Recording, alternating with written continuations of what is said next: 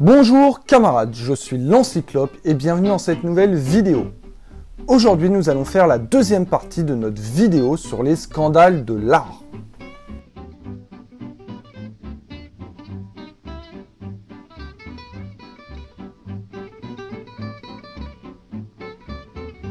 On va parler en premier de la lithographie Gargantua par Honoré Daumier.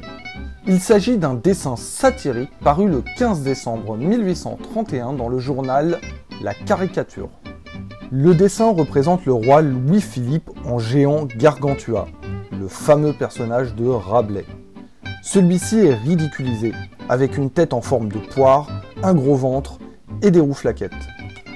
Il est montré en train d'avaler à la chaîne des sacs d'or provenant des impôts du peuple.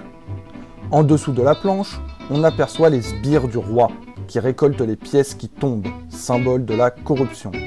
On le voit aussi déféquer des titres, des nominations, des brevets ou des décorations, tous au profit de la classe privilégiée et des députés, ces derniers étant considérés comme les excréments du roi. Le dessin montre aussi que le titre de roi ne vaut plus rien, le trône royal étant assimilé à l'expression « trône » désignant les toilettes. L'auteur du dessin sera emprisonné durant 6 mois pour excitation à la haine et au mépris du gouvernement.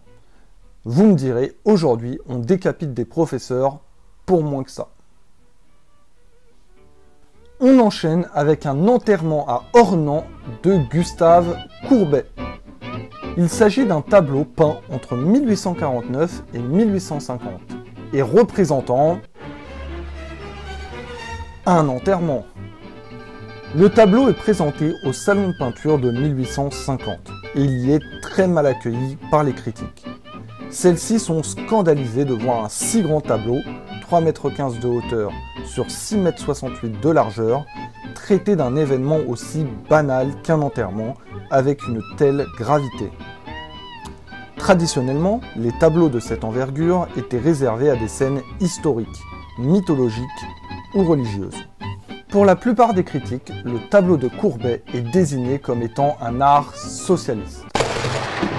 Certains journalistes se demandent comment il est possible de peindre des gens si affreux. D'autres décrivent une caricature inspirant le dégoût et provoquant le rire. Pauvre queue. À cause du scandale, la toile sera refusée à l'exposition universelle de 1855. Courbet décidera donc de financer son propre pavillon en face de l'exposition. On passe maintenant à une sculpture baptisée « Oiseau dans l'espace ». Il s'agit d'une sculpture d'1,40 m de hauteur pour 15 cm de largeur, en marbre ou en bronze, du sculpteur roumain Constantin Brancusi. Brancusi va créer 16 exemplaires de son oiseau dans l'espace, 7 en marbre et 9 en bronze, dont le premier en 1923. En octobre 1926, une vingtaine de sculptures de Brancusi, dont l'oiseau dans l'espace, arrivent à New York par bateau. Les œuvres d'art ne sont normalement pas sujettes aux droits de douane, mais les douaniers refusent de croire que l'oiseau en est une. Ils imposent donc le tarif habituel pour les objets en métal manufacturés, c'est-à-dire 40% du prix de vente, soit 230 $. C'est l'équivalent de 2800 $ aujourd'hui. Brancusi proteste contre cette décision. La douane américaine, sous la pression, accepte de revoir leur classement. Mais ils mettent les œuvres de Brancusi dans la catégorie ustensiles de cuisine et matériel hospitalier. L'expert douanier, après consultation de différents artistes américains, confirme la décision de la douane et valide les droits de douane. Brancusi décide donc de faire appel de la décision. Selon la loi américaine de l'époque, pour pouvoir passer la douane sans droit, il faut que la sculpture soit une œuvre originale, sans objet pratique et réalisée par un sculpteur professionnel. L'oiseau dans l'espace n'a aucun objet pratique. Par contre, sa qualification comme étant de l'art est contestée. Un procès a lieu et en 1928, le verdict est en faveur de l'artiste.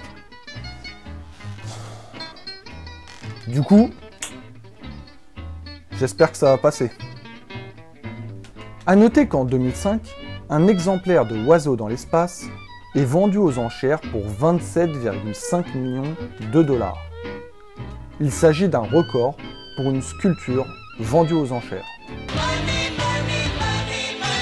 Pour le quatrième scandale, on va parler de Mademoiselle Lange en Danaé, un tableau du peintre Girodet.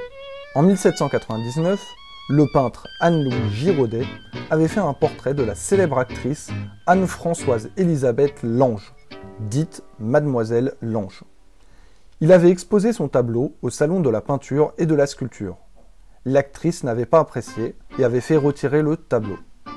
Pour se venger, Girodet fit un autre portrait de Mademoiselle Lange. Dans ce nouveau tableau, l'actrice y est présentée comme une prostituée. Elle porte un miroir et est fascinée par les pièces d'or qu'elle tient dans son étoffe. Son mari est représenté en dindon et son amant est aveuglé par les pièces d'or. Tout le tableau fait allusion à la vie de l'actrice. Son goût pour l'or, pour les parures, son mari cocu, son amant attiré par l'or, le narcissisme de l'actrice, etc. La dernière œuvre de notre liste est encore un tableau. Il s'agit de Nocturne en noir et or, la fusée qui retombe. C'est le peintre James Abbott McNeill Whistler qui a peint cette toile en 1875. Le tableau est particulièrement sombre et les critiques de l'époque l'ont beaucoup critiqué pour cette raison. Un de ces critiques s'est montré particulièrement virulent. Il s'agit de John Ruskin, qui a accusé Whistler d'avoir exposé et vendu très cher un pot de peinture jeté à la face du public. Le peintre a décidé de porter plainte et a su convaincre les juges que la valeur d'une œuvre ne dépendait pas forcément du temps passé à sa création, mais aussi de l'apprentissage et du talent de son auteur. Lors du procès, l'avocat de John Ruskin demanda à Whistler: Combien de temps vous a-t-il fallu pour peindre cette œuvre? Une demi-journée. Ainsi, vous facturez à 200 guinées C'est l'équivalent de 300 $. le travail d'une demi-journée? Non, mais pour l'expérience d'une vie. Il gagnera son procès, mais sera ruiné par les procédures judiciaires. C'était la deuxième partie des scandales de l'art. On espère que vous avez apprécié la vidéo. N'hésitez pas à vous abonner, à partager, à nous rejoindre sur Instagram. On se retrouve bientôt pour une nouvelle histoire et à la prochaine, camarades!